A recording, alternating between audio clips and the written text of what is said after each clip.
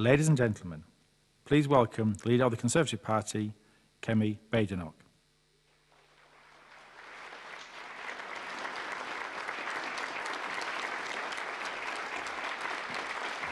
Thank you.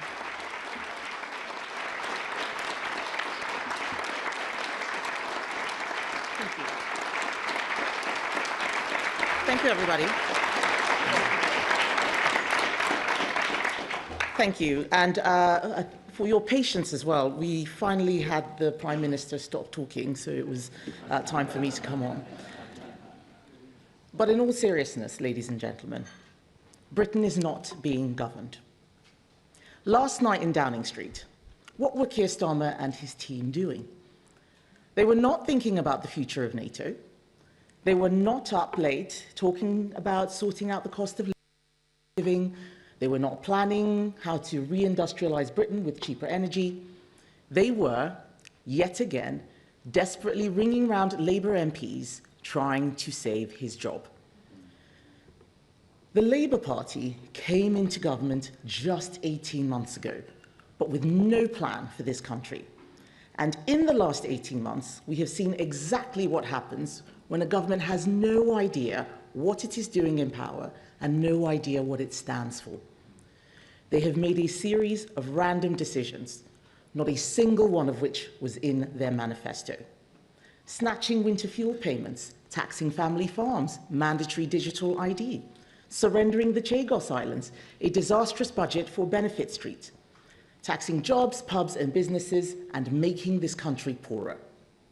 Every single one of those decisions they have got wrong. It is bad enough to have a government preoccupied with cleaning up its own messes. But what is worse is the reason these mistakes keep happening. Because every single one of them comes back to the judgment of one man, Keir Starmer. At a time when Britain needs a leader, we have a Prime Minister who makes the wrong decision again and again. For months, I have been pressing the Prime Minister about his decision to appoint Peter Mandelson as ambassador.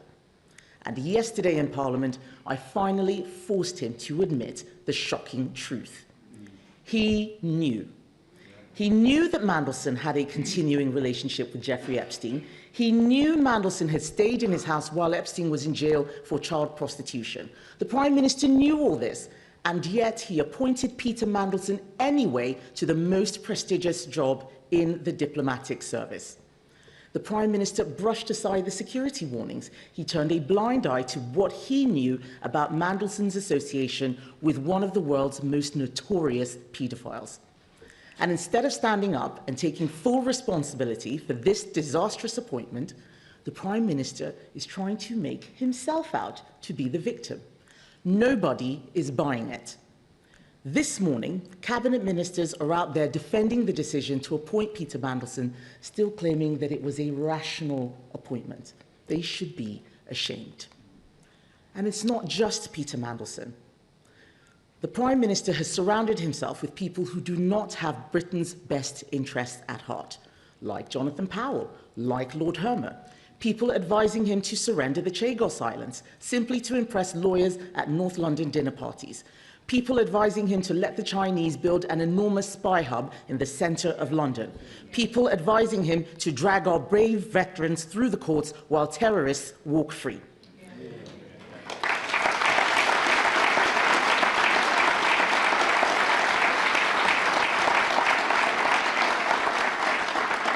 I am afraid that Keir Starmer is either too weak or too foolish to see the folly of what he is agreeing to. Even the Health Secretary has said that there is a toxic culture in Number 10. Cabinet ministers briefing against each other, not focused on their jobs. We have constant U-turns. This is not just a Westminster bubble story. Britain is not being governed. And this is having an impact on the lives and the livelihoods of people across the country. Britain is getting poorer, and Britain is getting weaker because of Keir Starmer's bad judgment. It cannot go on. It is now up to Labour MPs to do the right thing. I know there are many of them who are horrified by what has happened. We saw that in the House of Commons just yesterday. They might now expect the Prime Minister to take responsibility, but we know he won't. He will have to be dragged out of number 10. So, I am making them an offer. If they want the change they know the country needs, come and speak to my whips, and let's talk seriously about a vote of no confidence to force the moment.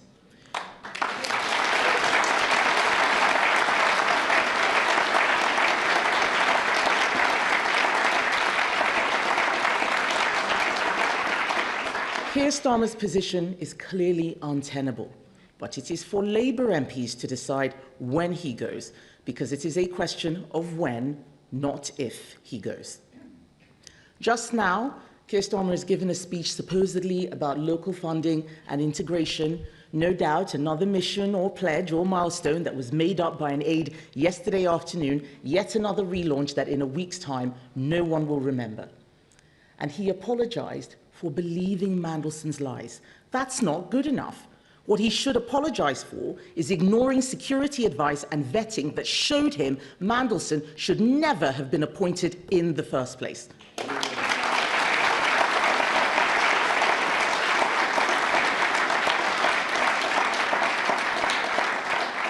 But, ladies and gentlemen, you will notice that he cannot bring himself to do that because his self-righteousness is his greatest weakness.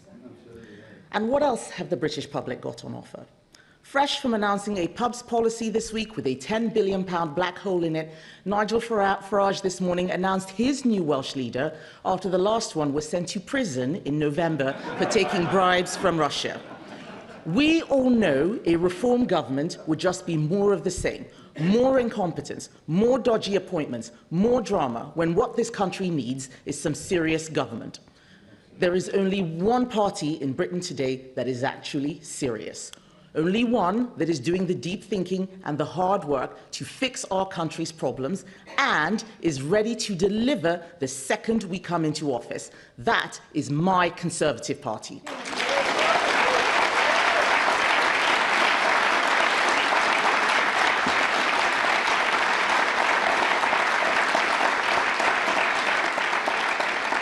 And some people will ask, and we must admit, yes, we made mistakes, but we acknowledge them and we have learned from them. That is the difference between us and everyone else. We are on the side of hard-working people, people who do the right thing and are fed up with a government that isn't working for them.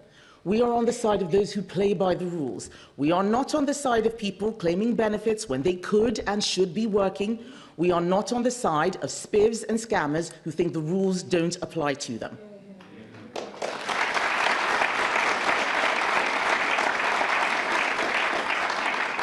Britain is not being governed. We need to show that we can do better, that a government with a plan can fix the things going wrong in our country. That is our alternative. Our strong borders plan, our cheap power plan, our £47 billion savings plan, our plan to abolish stamp duty, our plan to fix the high street, our plan to get Britain working again. That is what we believe in. That is the change that we will deliver. Thank you, ladies and gentlemen.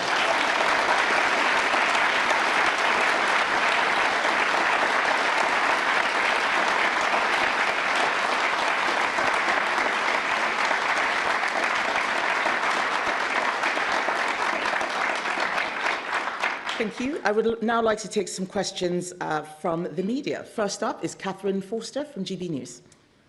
Thank you, Catherine Forster, GB News. The Prime Minister has just said that, effectively, he's going nowhere. And he's said he wants to clarify his comments yesterday, that what he was actually saying was simply that he knew publicly that Epstein and Mandelson knew each other. Does that begin to cut it? Not in the slightest. I forced him to make a confession yesterday, and he is backtracking now because he's a coward. The fact is, he saw security vetting that had information that every single person in this room would have realized made Mandelson unsuitable. And he still went ahead and appointed him because he thought he was being clever. We all saw that press conference where they were calling him, oh, our Peter, to us he's just Peter. They thought they could get away with it, and now it's all come out. So no, I'm afraid it doesn't cut it. I think what he said this morning was actually shameful. He should be apologizing for ignoring the security advice rather than apologizing for believing Mandelson. Next up is Joe Pike from BBC. Joe Pike, BBC News. Kemi Badenoch, why didn't you say all of this 14 months ago when Lord Mandelson was appointed, when we knew he'd had a relationship post-conviction with Epstein, when we knew he'd stayed at the New York apartment, where we'd seen the photos of the two trying on clothes together, and where your political ally and mentor, Michael Gove, said Mandelson was, quote, the best choice to handle Trump? Isn't the truth that you are acting outraged today, but when it all mattered 14 months ago, you, like so many other MPs, chose to look away? That is complete nonsense. First of all, Ian Duncan Smith spoke up and said this was wrong. Caroline Dinenage spoke up and said that it was wrong. Lots of Conservative MPs said it. We are a strong team. I don't need to say every single thing at every single moment, especially as I believe that the Prime Minister had carried out security vetting. He's the one who had the information. So I don't understand how this is now the Tories' fault. I think that's completely preposterous, okay? This is Labour's fault.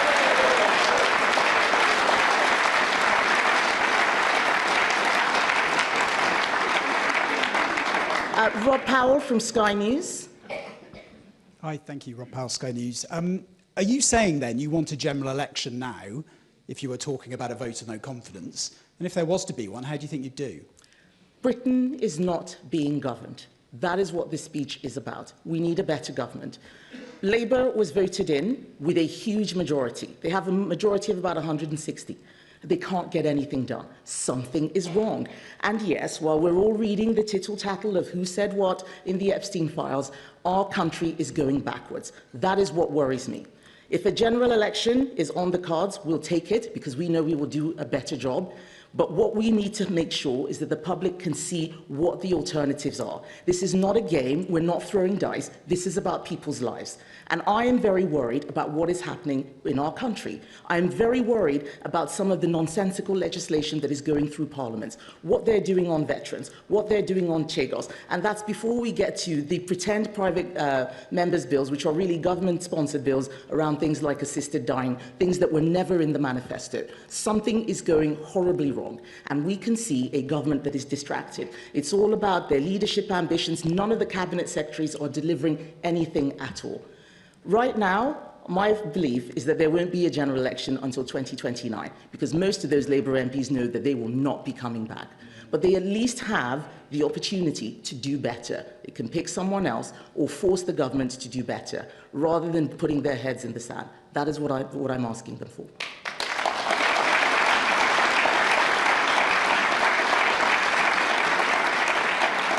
Next is Harry Horton, ITV.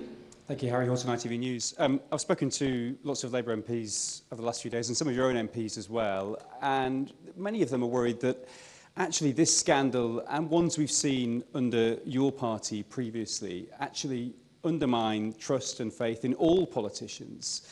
And is that something you're worried about? It is something that I'm worried about. As I said, we made mistakes, but we acknowledged them, we learned from them, and as people will remember, we tried to fix them. We don't need to go back into what happened several years ago to see that we were actually trying to fix things when we saw the leader was going wrong. Labour are too scared to do that. And yet they can't even do basic things like make modest changes in the welfare budget. They can't get any legislation through. We're spending most of our time having general debates and going nowhere. Something is seriously wrong. Britain is not being governed. And that is what we need to think about. How do we get ourselves into a better place?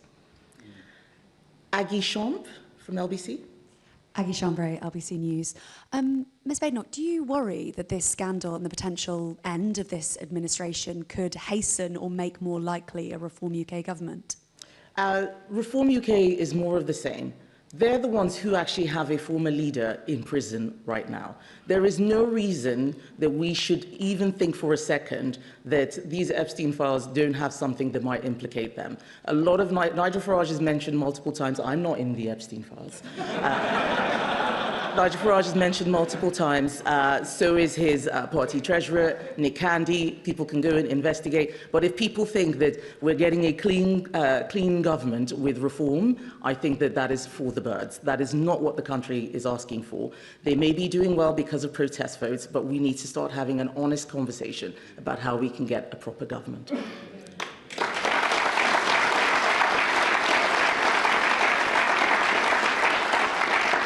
Helen William? PA? No? Okay. Tim Stanley, Daily Tea. Thank you. Good morning. I have to stand. No, I don't have to stand up. Do I have to stand up? Okay, fine. I'm going to stand up for the camera. And now I've knocked my coffee over. No, don't worry about that. That's fine. Good morning. You've invited Labour MPs to kick out Keir Starmer and, quote, do better. Well, if they did do that, it's very likely they would replace him with Angela Rayner. Speaks for itself. What do you think of Angela Rayner? Do you really think she would make for a, quote, better government? And is there a risk that in defenestrating the Labour moderates, you're actually inviting a proper socialist to take over Britain? So I think that is an excellent question. I'm not worried about Angela Rayner. I think that I can deal with Angela Rayner. The real...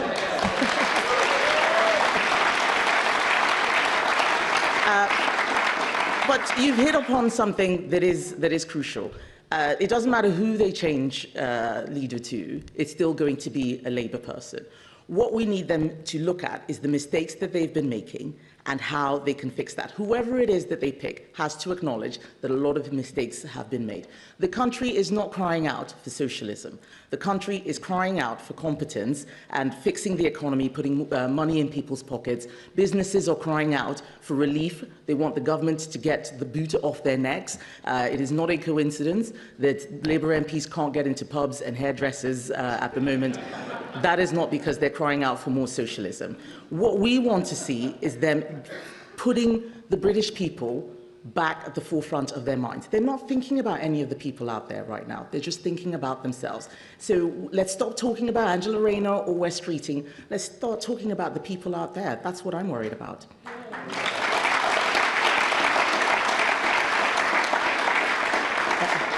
Lucy Fisher, FT. Ms Badenoch, the Conservatives have raised concerns about the links between Peter Mandelson and the US technology firm Palantir, which has gone on to win UK public sector contracts. Is there a wider problem here with political appointments for key ambassadorial roles if they go to people with complex business and corporate interests? Are you in favour of scrapping political appointments in favour of professional diplomats, or for introducing new safeguards to stop this kind of potentially conflicted interests? Thank you. So our issue is not with Palantir, or even Palantir and Peter Mandelson. It's the fact that the meetings were not minuted, so no one knows what was discussed. And then there was a direct grant of £240 million, not a tender, not a bid. That's something that needs to be looked at very, very closely. That's the issue. It's not really about the political appointment. Political appointments can be good, they can be necessary. Just don't pick the best friend of a convicted paedophile who's still been hanging out with him afterwards. That's the real issue.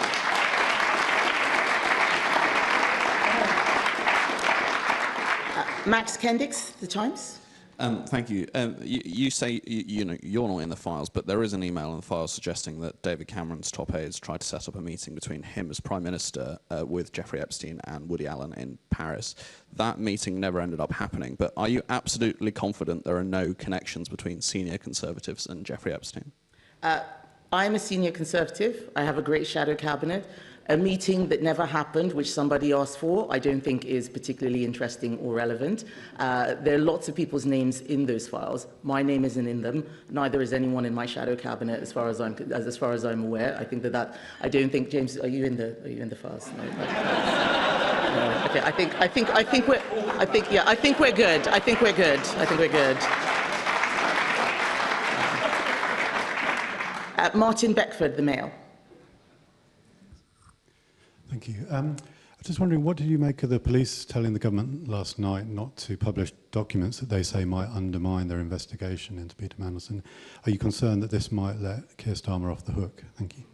So, it's a very interesting question. So, Keir Starmer was leaning on that in his speech, saying, I really wanted to release all the files, but the police have asked me not to. He did not want to release the files. I asked him in September. He had plenty of time. He didn't release them. It wasn't until we used a parliamentary mechanism called a humble address that he realized that he couldn't get his MPs to back him, that he was forced to release the files. Now, the police have said that they don't want things released that may prejudice their case. I think that is fair enough. We're not interested in what Peter Mandelson got up to. The police can investigate that. We are interested in who knew what, when, and how the appointment came to be made. That has nothing to do with the criminal investigation. And if they're so scared, I'm very happy to go into a room and have a look and see myself so that we understand that. The Intelligence and Security Committee is a safe place. They see lots of top secret information all the time. But please do not let Keir Starmer confuse you by telling you that his appointment of a man with his associations with the paedophile was national security or international relations or it's a police investigation. He is hiding. He will do anything and everything he can to stay in office, and he is going to use every trick in the book. Do not buy it. He's been got banged to rights, and we need to make sure that the truth comes out and everything that went on is exposed. Yeah.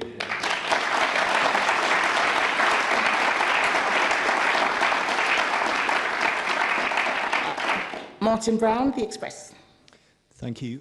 What should the public be most worried about? The fact that Keir Starmer gave Mandelson the job when he knew that he'd stayed matey with Jeffrey Epstein after his conviction, or the fact that we have a Prime Minister now who has no authority in his own party and within Parliament? Thank you. Martin, I think it's both. This is why I'm making that offer to Labour MPs, that those of you who think this is untenable, and many of them do, I saw their faces at Prime Minister's questions. They looked sick as they were listening to him confess that he always knew. They know that there is a problem.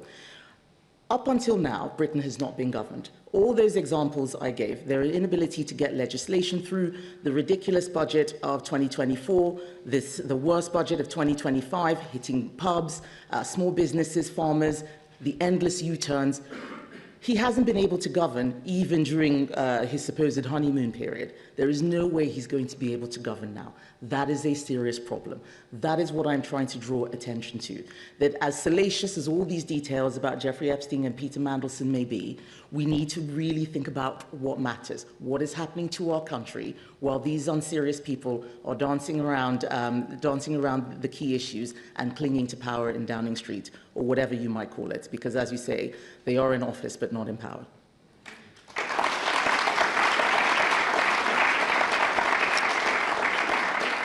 Kitty Donaldson, BI.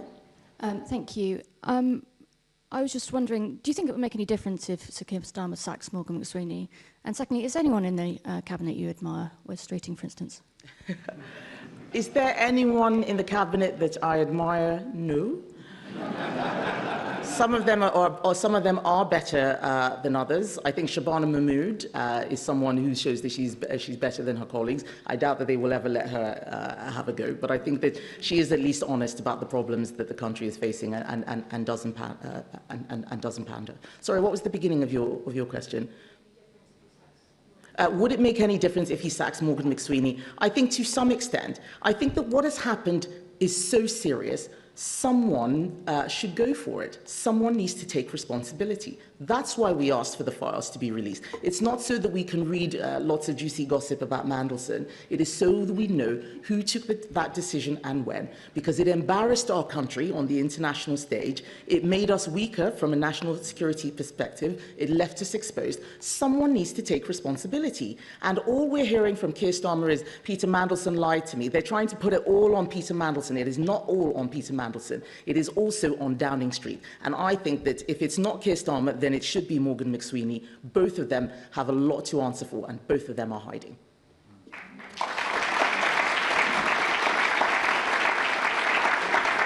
And finally, Noah Hoffman from The Sun. Thank you, Kemi. Just quickly turning to crime and justice. A jury has acquitted 6 Palestine Action activists who mounted a raid on an Israeli defense company's factory. There are now some questions over potential tampering with the jury. You want to put out a strong message about criminal damage. I was wondering what you make of this situation and what actions you plan to take, if any, in response to it. I believe you're talking about the case where a police officer's spine was broken. I think it's absolutely disgusting. I think that we have police officers and so many others who put themselves on the front line, and for people to attack them so viciously in that way and get away with it, that sends a very, very bad message about criminal activity, about our justice system. There should be an appeal. I think it needs to be looked at again. I haven't heard the allegations about jury tampering, but if we are a country where you can break the spine of a police officer and get away with it, then we are in serious trouble. And what I want to hear is what the government is going to be doing about it. And right now, they're not doing anything about it. They're not saying anything about it because they're all trying to delete their emails and worried about who's going to be caught in this scandal. This is what I'm talking about, that there's so many things that are being degraded. I have said that a lot in our country is broken. Our country is not broken, but a lot is. The politics is broken. There are a lot of issues in the judicial system. There are problems with borders. There are problems with public order. We need to start getting real solutions to that. Many of those things, we didn't fix properly in government. Some of them we did, but now is the time. We've come up with better plans. We have plans to have more police officers. We have plans to fix the borders to make sure that people who come in are people who should be here, and so much more. That's what I want us to be talking about. And people can disagree with what we're offering, but at least let's talk about the real issues. Instead, we're talking about whatever new milestone Keir Starmer has cooked up in the morning and what he may or may not have said to Peter Mandelson. Britain is not being governed. I think it is time that we get serious and get back to business. Thank you, ladies and gentlemen.